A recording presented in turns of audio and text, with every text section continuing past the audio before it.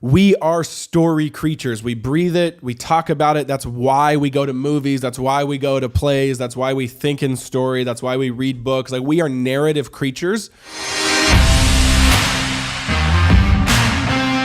What's up, guys? Welcome to another 5-Minute Fatherhood. Would you like to become a storytelling dad?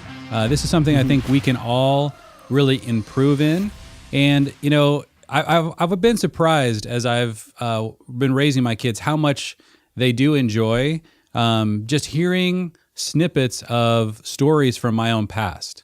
And, you know, like I remember sometimes I put my kids down and one really easy prompt is just, as when we have 5 kids, and I'd go into their room and I would try to think of a story of something that I did when I was their age.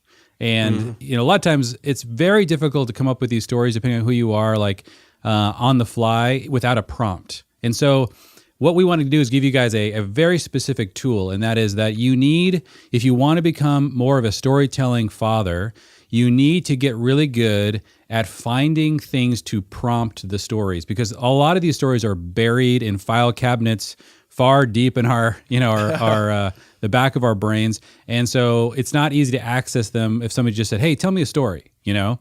But if somebody said, hey, tell me a story about when you were in school in the 2nd grade. Okay, now something will probably start to rise up, right? Tell me a story about something you did during recess.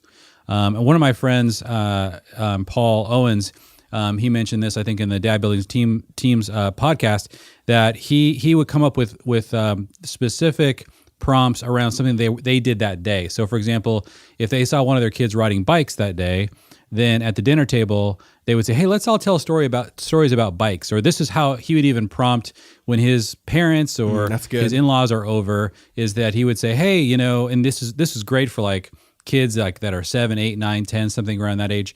They would, you know, something that they were doing, climbing trees or like, you know, whatever, and just say, hey, we're just going to tell stories about tree climbing. But the thing that really is key, if you want to become much more of a storyteller, and your kids need to hear these stories, I've not been the best at this, so this is something that's really important for me to practice, is like to find those prompts, is to like get really good, not at trying to remember the 800 stories that are buried in your head, which nobody is going to be great at that, but figure out ways to pull that stuff out and then realize that this is something your kids need. This is sort of almost like a part of something that really nourishes them, is to hear stories from your past, from your wife's past, from your parents, from other extended family members. Like, get the wisdom of the elders of the generations and get the rootedness from the stories into your kids' heads and hearts through the practice of storytelling.